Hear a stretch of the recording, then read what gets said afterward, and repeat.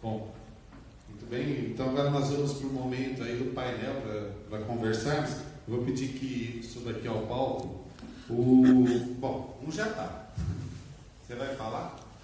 Mas pode perguntar? Pode perguntar. Bom, então o Eduardo Ciccone, que já estava aqui, voltou. Você quer fazer exercício, né? Por favor, uma salva de palmas de novo. Você até cortou o cabelo para mim hoje. Por favor, Benício Filho. Benício é da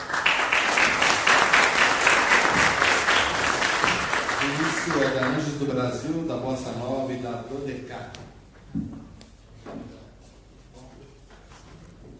E diretamente de São José do Rio Preto, por favor, Marcelo Lorezinho.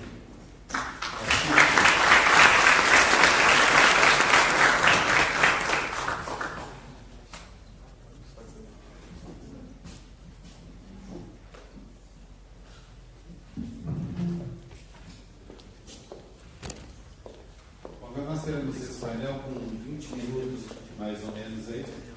Lembrando que está aberto para perguntas também da plateia, trocar um pouco de ideias aí, né?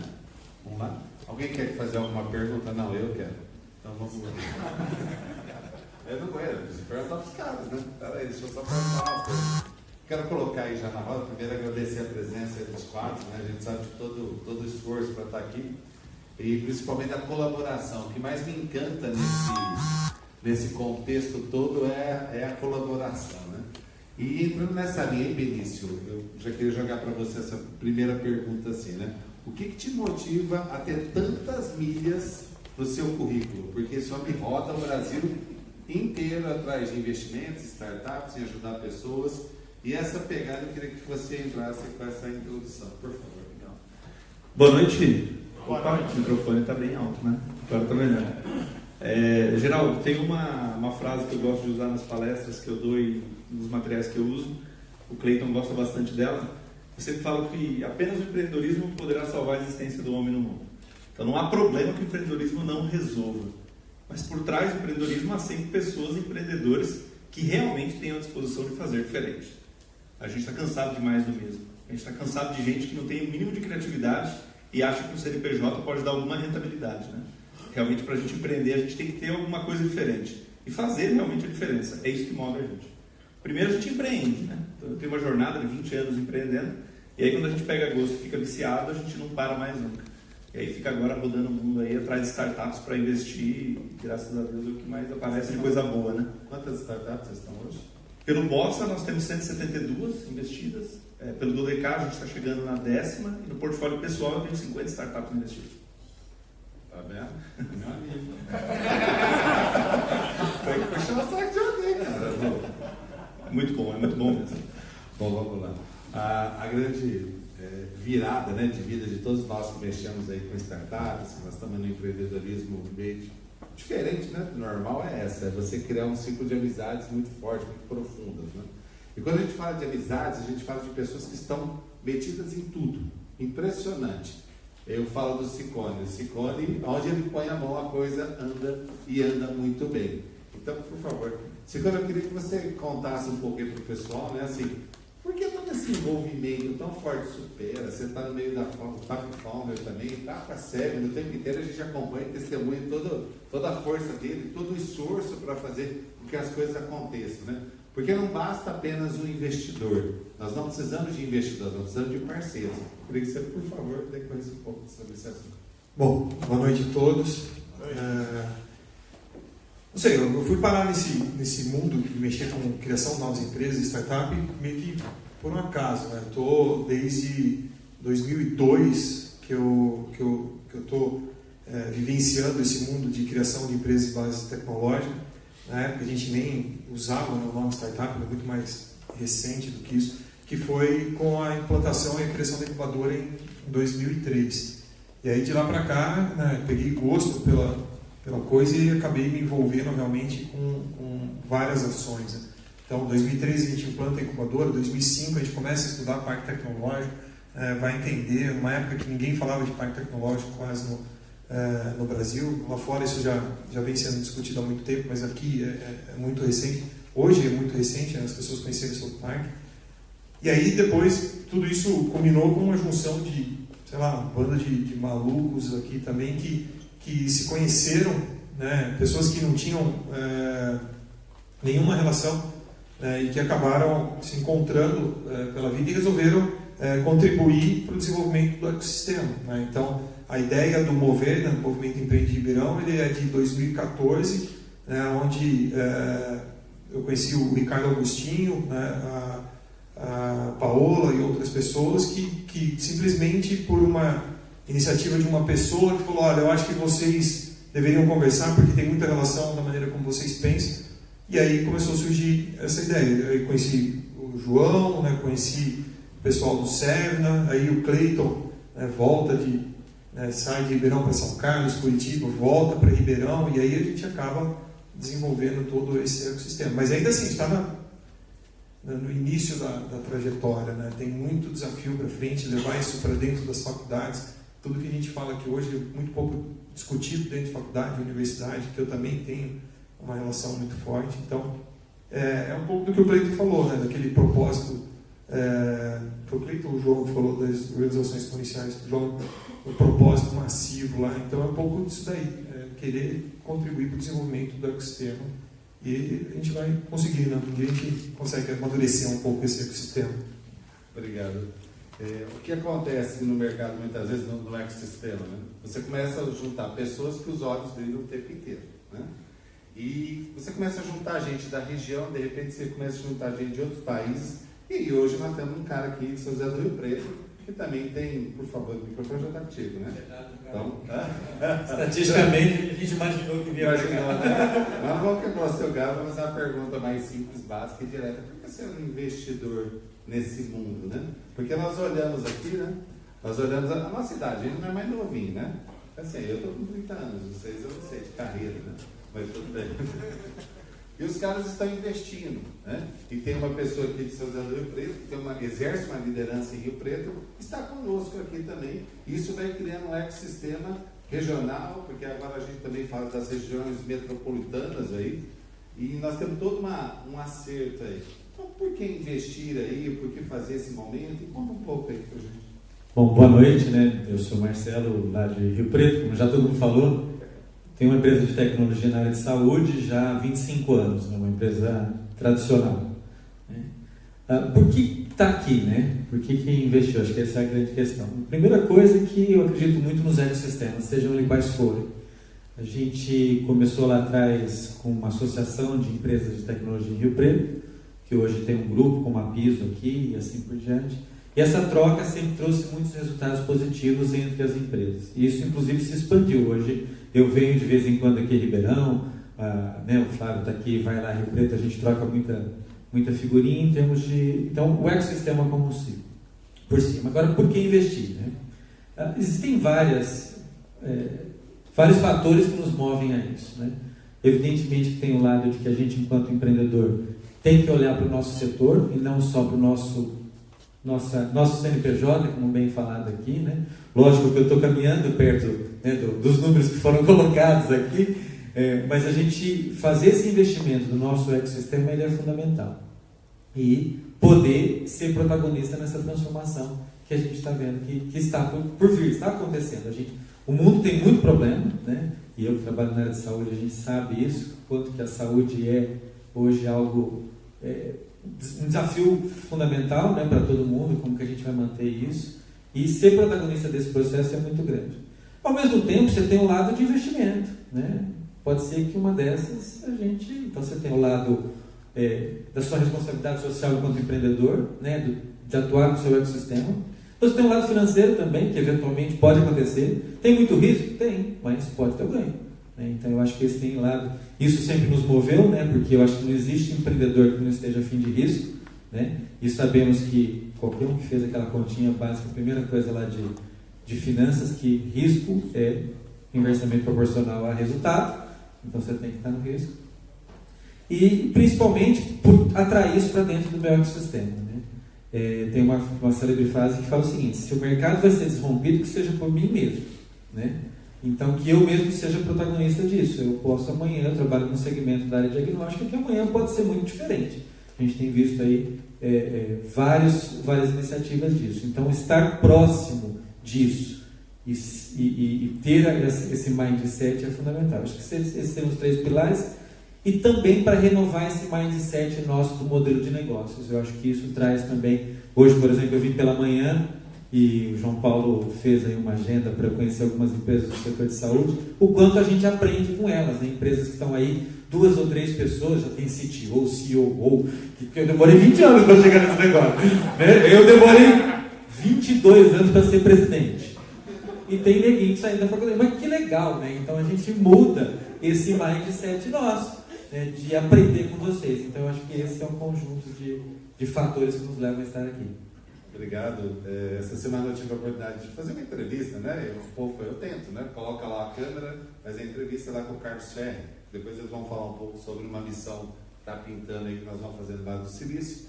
E o Carlos falava em 3 momentos, né? Então ele fala assim, bom, primeira coisa, a gente tem que entregar as coisas bem feitas, produtos e serviços de altíssima qualidade, para estar no ecossistema, senão você está fora.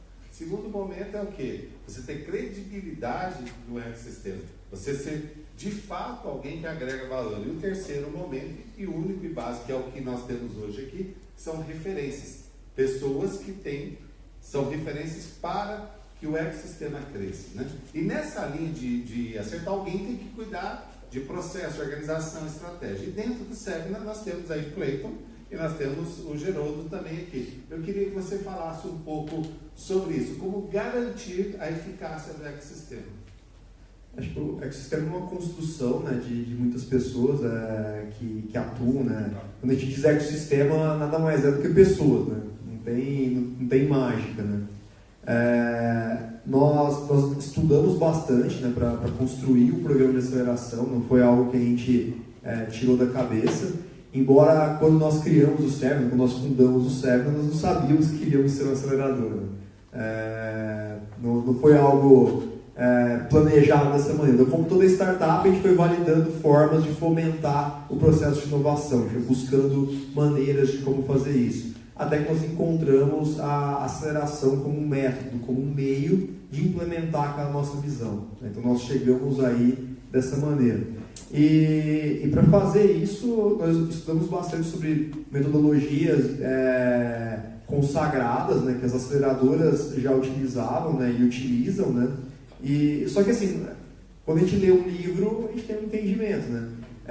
Eu venho já de uma época, eu sou bem mais novo empreendendo do que muitos daqui, né? Montei a minha primeira empresa, nem se chamava startup, não tinha esse nome, mas já usando alguns elementos desse mindset mais novo, mas ainda num outro modelo. Então foi uma trajetória onde eu consegui aprender bastante, então eu tive uma visão bastante profunda de agile, de gestão, de métricas, de vários elementos que a gente vê hoje. Só que isso evoluiu bastante, né? Então foi necessário uma reciclagem, um processo de pesquisa muito grande, né? Montei algumas outras startups nesse meio, quebrei, não funcionou, enfim, teve sucessos e vários fracassos, né?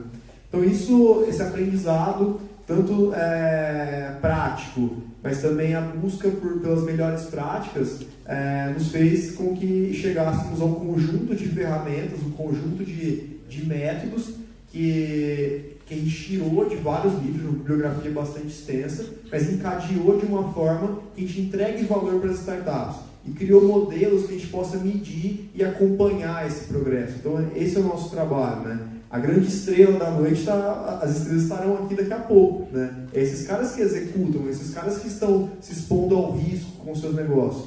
Mas o nosso trabalho é guiar esses empreendedores no sentido de fazer o que é mais importante em cada momento, em ter disciplina para manter o foco. E, gente, quem já empreendeu sabe o quão difícil é manter o foco, principalmente no começo, né? Oportunidades aparecem e o empreendedor, pelo seu mindset de explorar, né, de se expor a risco, muitas vezes abraçam oportunidades que não são necessárias em cada momento, né? Investem em comunicação, sei lá, no momento que ele não precisa comunicar, ele precisa ouvir o cliente dele, né? E por aí vai. Então, a aceleradora, a metodologia de aceleração, ela não garante sucesso. A gente não tem como garantir o sucesso. Entretanto, a gente já sabe alguns pontos que dá errado e tenta fazer com que esses empreendedores evitem esses pontos, né? Ou seja, garantia não temos. Entretanto, existe ciência por trás disso. Não é um negócio que é o termo aceleração porque a gente acha legal. Não. Esse fazer rápido tem métodos, tem uma ciência por trás disso, tem mecanismos, tem processos, tem gestão por trás disso que faz isso acontecer. Bacana. Essa semana ainda eu vi uma citação do João Klepper, o João colocando no Facebook assim, né? Vamos ter menos ecossistema e mais ecossistema, quer dizer, colaborem um com o outro. Investidores, invistam, parem de dar palestras. Não estou falando de você não, tá? Porque ele investe também, né? E num terceiro ponto agora, e aí esquecendo o João um pouco de lado e voltando para cá, o microfone aberto para vocês quatro, para quê? Para que vocês nos falem um pouco sobre inovação e startups dentro das organizações. Então, esse ciclo virtuoso, e vamos conversar um pouco por essa linha. Fica aberto para vocês.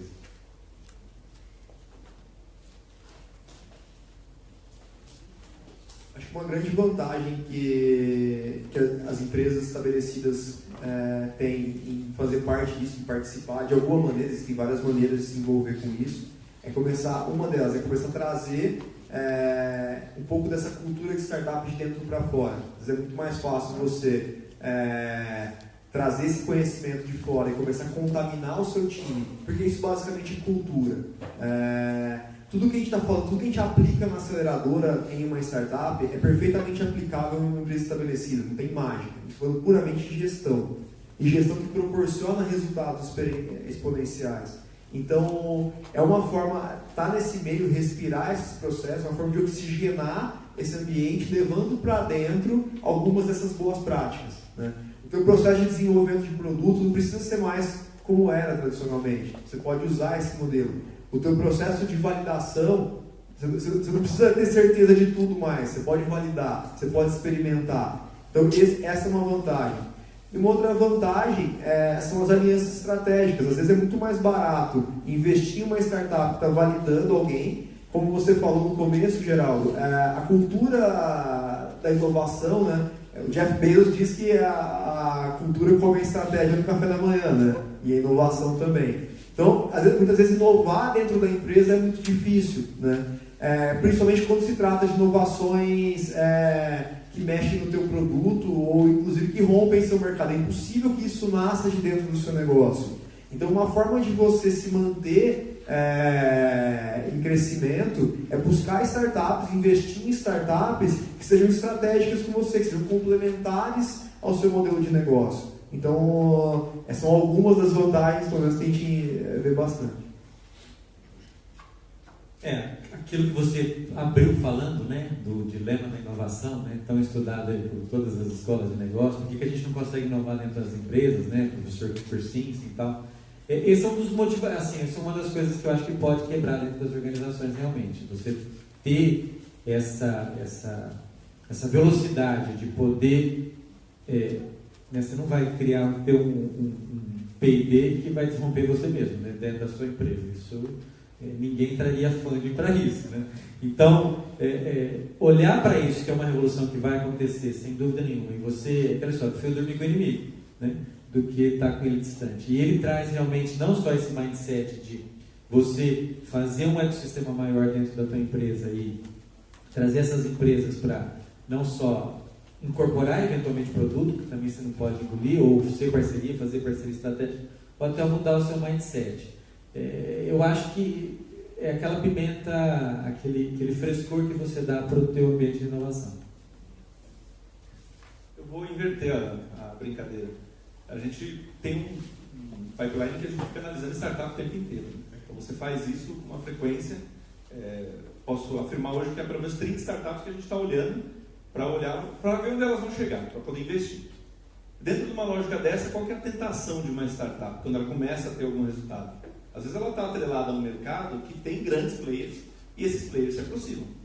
E aí o cara sofre a tentação de falar, poxa, eu já vou fazer um exit aqui, entregar o meu negócio ou eu vou fazer um exit e continuar no meu negócio e vou continuar sendo dono dele. Isso é uma grande tentação e um grande dilema. Porque a gente vê muitos casos de startups que iam ser muito boas, grandes players do mercado, isso acontece aqui no Brasil também, com muita frequência, e o cara vende a alma dele pro diabo. E aí, deixa de ter um negócio, ele vira empregado daquela empresa, ele está com dinheiro no bolso. Porque se o que importa é o dinheiro, ele resolveu a vida dele.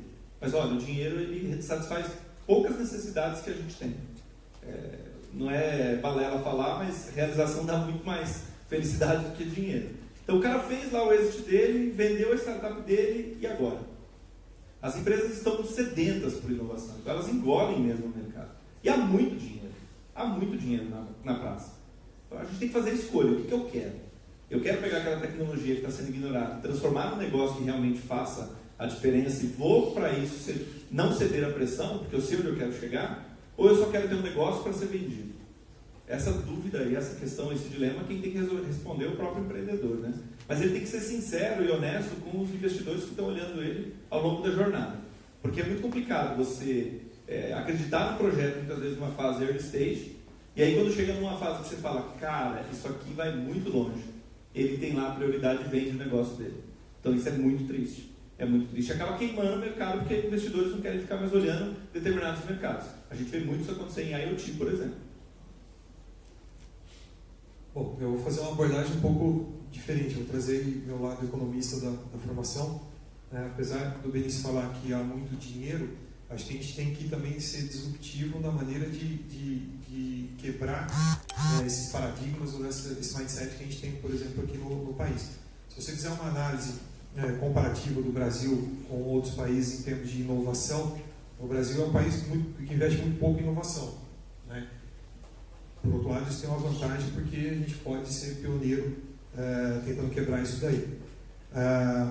São poucas, se a gente olhar a Pintec, o panorama da inovação tecnológica do IBGE, são poucas as empresas no Brasil que possuem departamento de P&D formal, né? Se você olhar P&D formal, estou dizendo formal, que você tem pessoas dedicadas full time para lidar com inovação, esse número ele fica menor ainda. Sem falar em marco regulatório, sem falar em todos os riscos legais que a gente tem envolvido nisso daí. Então, o que a gente procura fazer quando investe nas startups ou quer desenvolver um ecossistema ou participa da criação de uma certa forma da aceleração, parque tecnológico, esse tipo de coisa, é tentar quebrar um pouco desse status quo que a gente vive. E as empresas precisam olhar muito para isso, porque a gente tem hoje no empresariado, muito mais quando a gente olha para o interior de São Paulo, uma resistência muito grande, né, em quebrar esse caminho que está sendo trilhado. Está dando certo há 30, 40 anos, mas o João mostrou, né, o gráfico da velocidade das empresas que atingem lá um bi de dólar. Então não tem mais tempo. Talvez as empresas, né, se você olhar também esse mesmo gráfico de tempo, de ciclo de vida das empresas também, da 500, você vai ver também que várias morreram e a gente não vai ter mais 30 anos. Né, o ciclo vai ser cada vez menor. Então, quando o empresariado brasileiro começar, e principalmente no interior do estado de São Paulo, começar a se atentar de que, dependendo do tamanho da empresa dele, ele não consegue fazer isso internamente, ele precisa se aproximar, né, de uma startup, porque vai ser mais rápido, mais fácil e mais barato para ele fazer isso. Então, talvez aí a gente consiga atingir essas grandes empresas a tempo delas não quebrarem também e não entrarem nesse ciclo. Está mudando, né? A gente tem que continuar nesse caminho aí, que é a grande briga nossa aí, para poder convencer e envolver cada vez mais empresários nesse mundo aí de startup. Muito bem. O que a gente vê que no interior paulista, principalmente, nós temos uma aceleradora de ecossistema, que somos nós. Essa é a verdade. Todos eles estão trazendo, vocês estão trazendo de uma forma ou de outra, desde as startups, os investidores, os empresários, acelerando esse processo do ecossistema para que a gente evolua cada vez mais. Nós passaremos agora para uma outra fase, que é para a gente mostrar as startups foram aceleradas, né? Que isso é bem bacana assim. Antes disso, eu peço para vocês uma salva de palmas aí para o nosso pessoal.